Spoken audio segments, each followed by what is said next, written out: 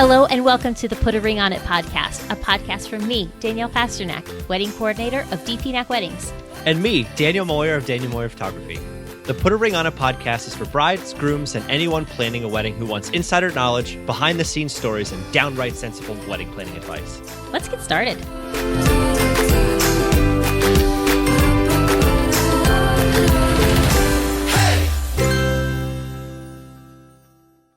Hey guys, thanks for listening to the Put a Ring on It podcast. We are on episode 3 today. Hey Dan. Hi Danielle. What are we talking about today? Today, are we talking about picking your pros, picking your pros, your wedding pros. That's what we're talking about today. Picking your wedding pros. Picking your nose. That's another podcast. What we want you to take away today, we're going to be talking about just generally how to search for your pros, what to do when you find some of the different ones that you want to reach out to, and then what to look for in the ones that you're deciding to pick. After you've talked to them, what are you looking for in making that final decision? Right. So number one, searching. There are basically 5 big areas that you could really use to find any of your wedding pros. They range from, talking with past friends, because we've all got friends who have been married, all the way through to bridal shows. The first big one that I think is kind of floating up top there, and the one that I think would probably be most important, is definitely to go to your friends. We've all got friends who have gotten married, or we've got friends who have been through the process before. So definitely just go and start chit-chatting with them. Hey, who did you use for this person? Who did you use for that person? What kind of experiences you have with them? And just start picking your friends' brains, because, a venue or a photographer or a caterer, they've already been through the experience with that person. So they can really vouch for them. And it's coming from a trusted source. I mean, it's your friend, Right. And I think that goes on the good or the bad. If they maybe had a negative experience with someone, maybe they can tell you who to avoid based on their experience. Obviously, there's always 2-3 sides to every story. But I anytime that I'm ever doing anything, it's always go to my friends first who've had a similar experience and see what they have to say. Yeah. And aside from your friends, too, chances are where you're at in your planning process, you've probably already picked where you're getting married at, your venue, and started selecting a few other pros in the process, too. And ask them. I mean, they're a great resource. They know who to go with, who to trust, who maybe not to trust, who's the best, who's not so great. And they can really lead you in the right direction. Absolutely. Venues are a huge, huge resource. A lot of different venues are great to trust. They have got, preferred lists of people who work there and have worked there and who have a good working relationship with the venue. So that's a good one. So speaking on that too, Dan, when it comes to a preferred vendor list from either a venue or a vendor, it's always good to ask whether it's your venue coordinator or sales manager, whoever you're dealing with directly with the venue, ask them for their personal recommendations too. Sometimes that preferred vendor list is more of an advertising list that vendors in the area pay to advertise to be on, which isn't necessarily a bad thing, but it's always great to get the personal opinion too of the person who really works with the vendors one-on-one during the weddings and so on. Awesome. That's actually very good advice, Danielle. Thank you for that. You're welcome, Daniel. No problem. The third one that's really, really big is obviously search engines and online. And not just Google. Google's a big one, but there's a lot of wedding dedicated search engines that exist on the interwebs of weddings.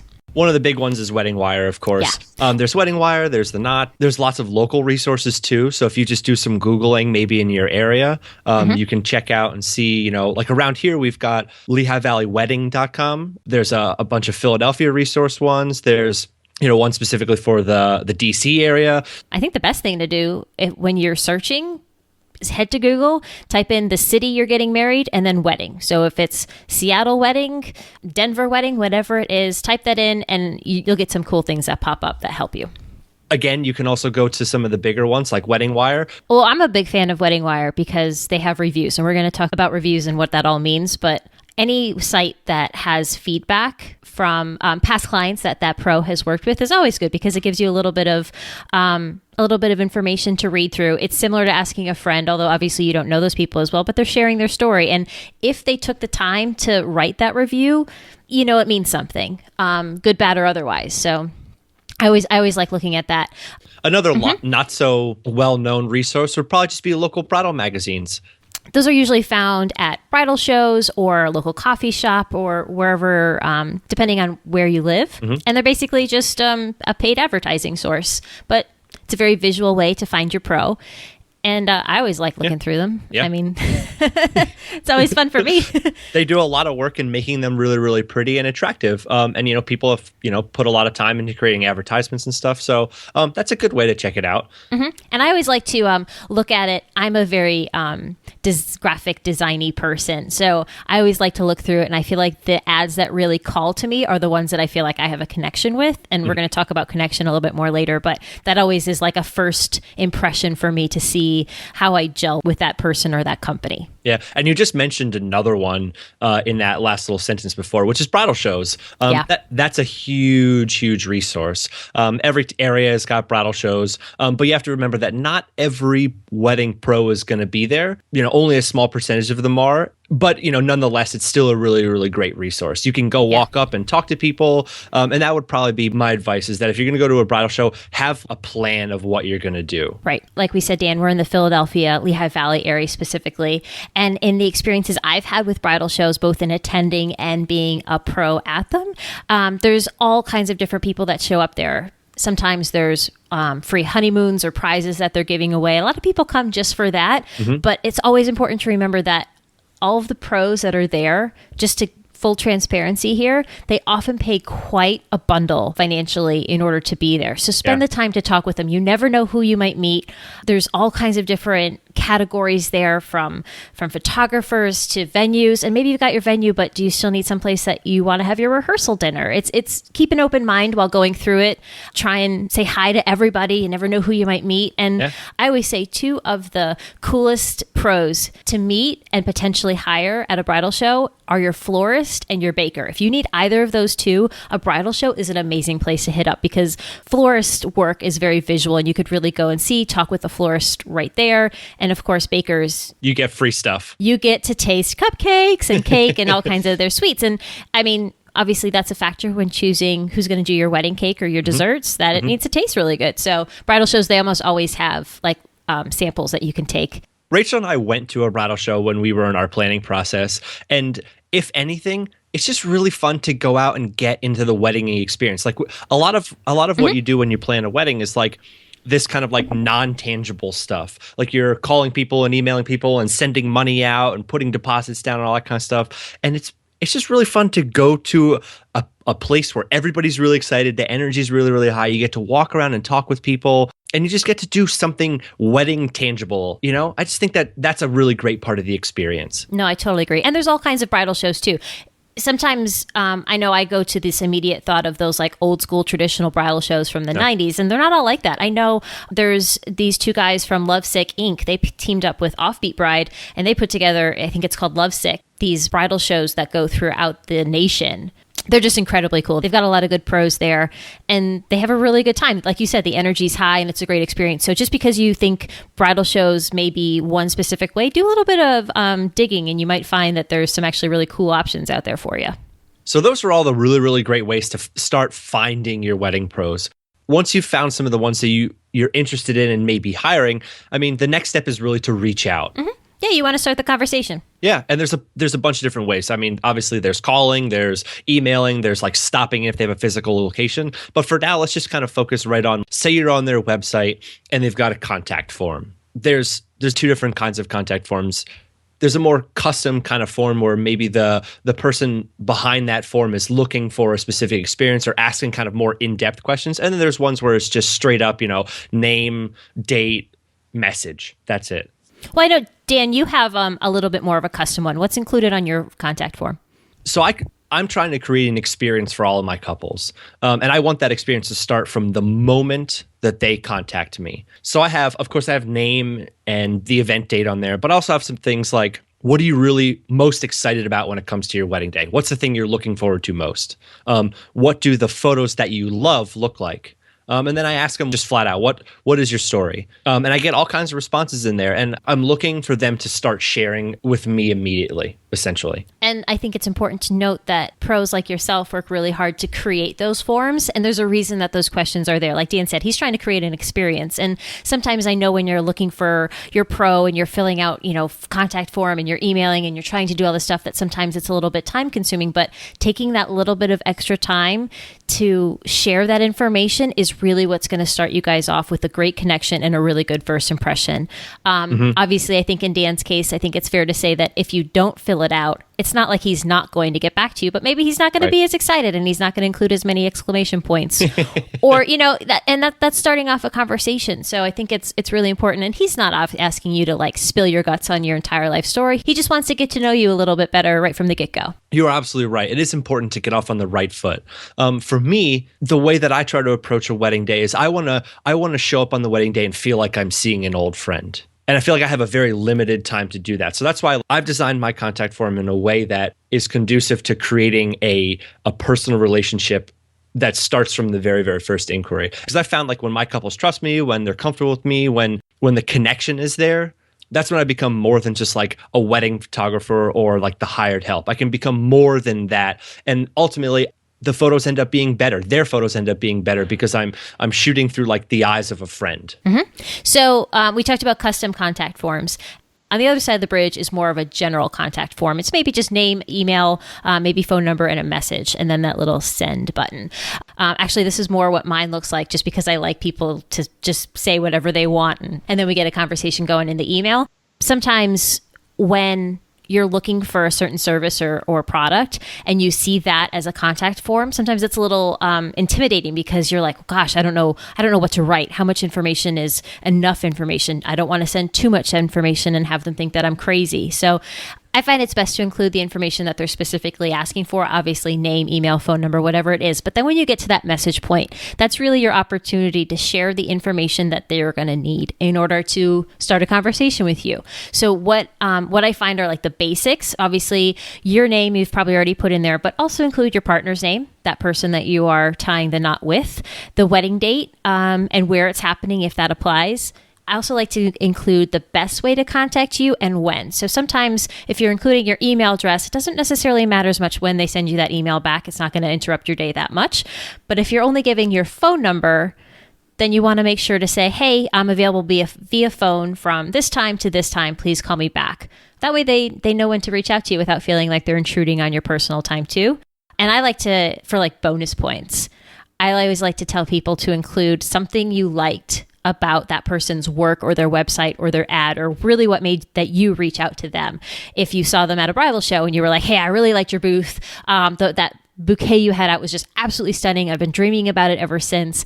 I just knew I had to reach out to you. That puts that warm and fuzzy feeling in the pro's gut. And it's a great way to start off a conversation. I mean, I don't think anybody really dislikes when they get complimented on something. And, it's showing that you've crafted a little bit of a personal message to them, which we all really appreciate, in just the same way that you appreciate a personal response in return. It's a little bit of an ego boost when somebody's like, I saw you at, this bridal show, or I saw you online and my friend had said, that they worked with you and that you were just really, really great. So I knew I had to contact you for my wedding day. That like jazzes me. I'm like super pumped. I'm doing like jumping jacks.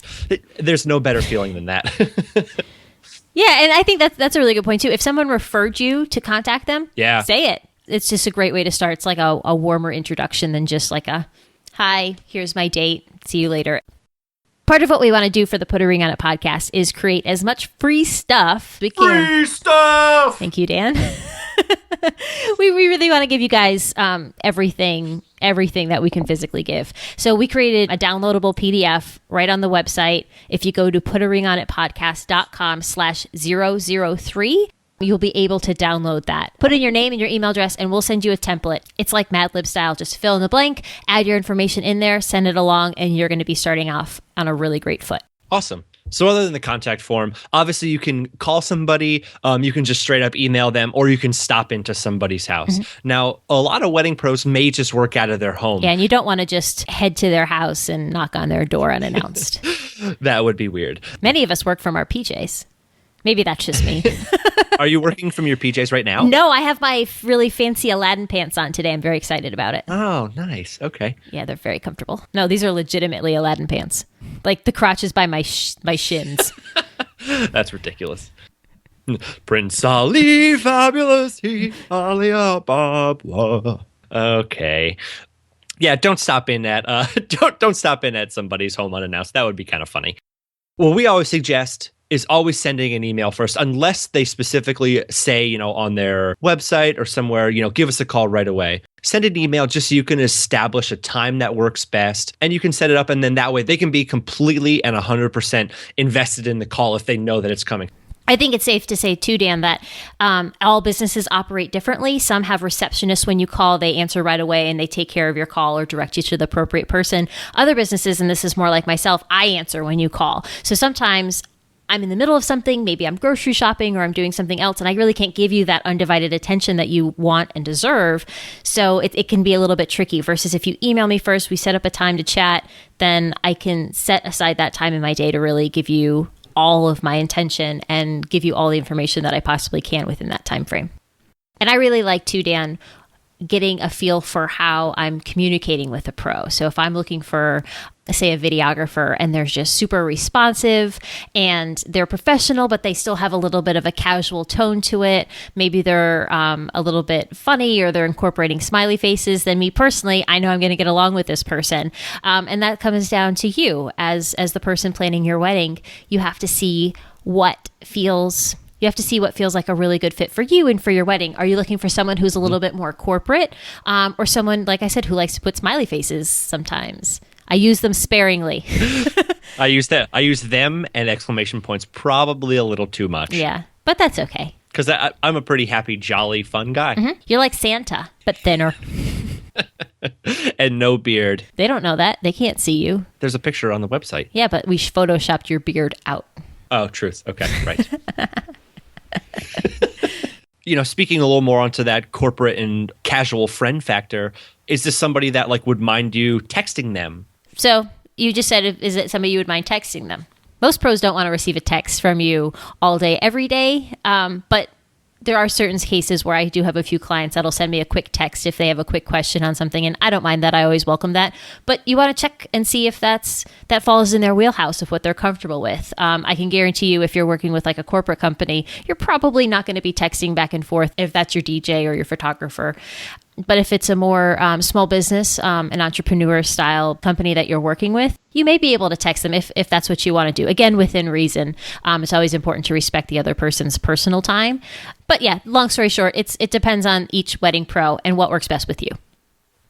I know a question I get asked by my clients a lot is, how many people should I really be reaching out to when I'm looking for all these different pros? You've got all these different categories, photographers, florists, caterers. What's your take on that? I would advise any couple to just reach out to as many as possible. If you think about it, you're creating a team of people who are going to take care of you on your wedding day. So the best thing I think you could do is just to reach out and start doing your due diligence. Reach out, start chatting with as many photographers, DJs, caterers, florists, bakers as possible, because in the end, you're the only one who's going to know if that connection works. So as you start reaching out to these people, you'll kind of realize that you'll jive with a little better with certain people. You'll notice some things that you really gravitate towards. So you're doing your due diligence so you can make the best educated decision possible. Mm-hmm. I agree. So after you've reached out to all these different people and you've got this giant list of all these people that you've reached out to and you've taken notes, how do you begin to even start making your decision, Danielle? How would you advise your couples to start sifting through that and making your decision? Yeah, well, I think there's a few different areas that you're just naturally going to look for. Obviously, budget is a big part of it. Yeah. But I think one of the good places to start is seeing how that pro matches the overall theme or style or just vibe of your wedding. You really can't change the style of somebody else to match your wedding. You want to find somebody who matches and gels with everything that you've got going on for your wedding. If you see a photographer, maybe you really like them, but it doesn't fit the style you're looking for, you can't ask that photographer to change that style to suit you. Well, I'm sure so many wedding pros would love to do as much as they can to make you happy. There's certain things about them that they just can't change, just like there's certain things about you that you just can't change. So it's really important to look at all of the different pieces that make up their company and see how it fits with your wedding. And if it's not a good fit, that's totally okay. It's not a good fit. There's a lot of pros out there in the wedding world that you're going to find a good fit. It just takes sometimes a little bit of digging, but I promise they are out there. And look at their website for clues. That's a big one. A website is essentially the digital representation of that person. So the information that's written there, how it's laid out, and not just the images, all that content has been put there with a purpose. So look at their website for clues. Are you starting to kind of jive with the feeling of their website just from the information that's written there? That information is actually important. I don't know about you, Dan. I know you do too. I spend a lot of time coming up with the words that are on my website. And oh my gosh, so much time. And when someone reaches out to me and says that they've spent a few minutes reading through and they really like what I have to say, it just fills me up. It fills my heart so much because it makes me so excited to know that somebody actually read it. Yeah. That information's there to try and reach out to you and touch you and really show what we're all about. And if you're reading a site or an ad or whatever it is that maybe doesn't gel with you, maybe they use words that you're like, that's not really part of my everyday vernacular, then maybe that's not a good fit. I put a lot of time recently into this thing called a visual voicemails video, and there. Right after I posted, a couple couples had mentioned it to me in their individual inquiries, their first inquiry to me, and that just really supercharged me because I knew that all that work that I had done was not falling on deaf ears, and that was really, really exciting for me. So really, what that means is, if we get the warm fuzzy feelings, you guys should look for the warm and fuzzies too. If you're talking with a bunch of different wedding pros, like we had mentioned before, you're going to start to get the warm and fuzzies from a few of them. Unfortunately, it all can't be based on warm and fuzzies, though. There has to be a practical side of it, and that's got to be your budget. And everyone has a budget, no matter whether your budget is $1,000 for the entire wedding or $100,000 for the entire wedding. You have a rough estimate of where you'd like to stay and what you'd like to spend on all the different aspects. And before you start reaching out to any of your pros, it's really important to have a conversation with whoever's financially involved in the wedding planning process and see what that budget is. And again, it doesn't matter what it is, but you want to break down what your priorities are as a couple and as a family, as these two families are coming together and celebrating that. Maybe it's food, maybe it's entertainment, whatever it is, you want to allocate your budget accordingly. In this case, if you find a pro that you absolutely love and adore and can't imagine having your wedding without, but say they're a little bit above your budget, go back to your spreadsheet or whatever you have that's maintaining it and say, is there an area that we can maybe pull a little bit from and add to this area so that we can get this amazing videographer or this amazing invitation that I think would just really set the wedding off on a great tone. Maybe there is, maybe there isn't, but that's how you want to work your wedding budget. Just because you say you want to spend X amount of dollars on a DJ right from the get-go, that doesn't mean that you're set in stone and 100% stuck with that final answer for your entire wedding experience. You can play with it. It's your budget. But I think a lot of times it gets out of hand when people just start making decisions without looking back and saying, well, is there a way that we can maybe deduct a little bit here, add a little bit there, and really make room for your priorities? Absolutely. And referencing a previous episode, the Your Party for Everyone Else, when Rachel and I were planning our wedding day, we picked 3 top things that we thought were most important. And we held every decision up to those overall things. And we made room in our budget, even though we still went over budget at the end. We held everything up to those 3 things. First was a venue that gave a great experience. Everything from walking directly up to it, it had good curb appeal, through to the service, all the way down to the food. Every little part of it was a good experience. Second, we wanted really, really awesome entertainment. And we just wanted to have a great time because our big thing was having a big party and having a good time. So we had to have good entertainment. And third was really, really great photography. I mean, no surprise there.